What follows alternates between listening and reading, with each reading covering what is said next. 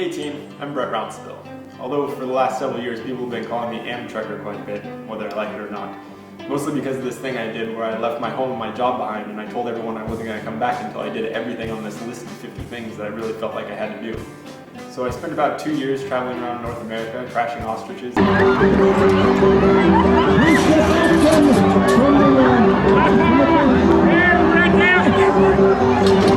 Telling Donald Trump he was fired. Well, thank you, sir, and you're fired. Oh, thank you very much, Brett. And eventually I did do everything I set out to do on my list. I've been back home for a couple of years now, but I have this dirty little secret that I mentioned a few times during my travels, but I didn't really make a big deal out of it back then. Some of the items on that 50 list weren't on the original 50 list that inspired the Amtrekker adventure in the first place. There were a few like holding a patent, or learning to fly, making a guitar, that I cut out and replaced with things that I knew I would be able to do while traveling around and living out of a backpack.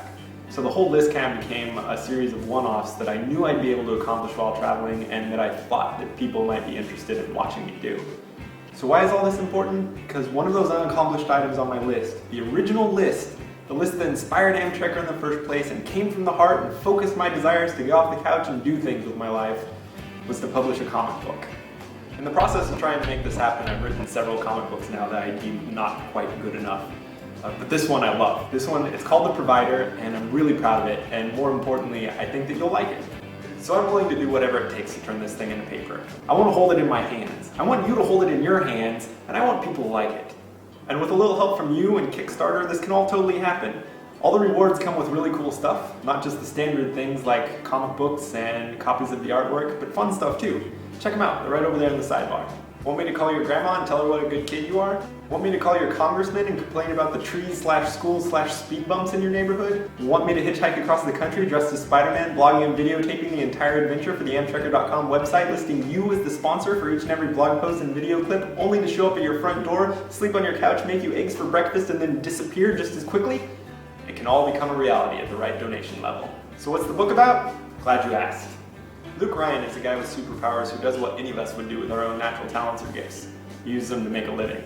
Instead of going the superhero or supervillain route, Luke sells insurance policies based on his own abilities. For a hefty fee, premium policyholders with Luke Ryan Insurance Services are given a fancy high-tech watch that they can use to signal Luke if they're ever in any immediate danger, and he can swoop in and save the day.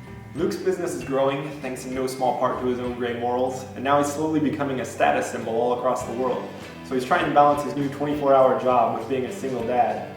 And, unfortunately, issue 1 starts with a court scene that starts unraveling his entire world. I'm raising enough money to finish the pencils, inks, and colors for the first issue, and to print enough issues on demand for each and every one of you to hold your own personal copy. If I raise a little more money, an extra $700 or so, then I'll be able to set up some offset printing and print more copies cheaper. And if I raise any money beyond that, it'll all go towards issues 2, 3, and 4, which are already scripted to finish out Luke's entire first story arc. I already have a killer artist working on this with me. His name is Bruno Oliveira, or Oliveira.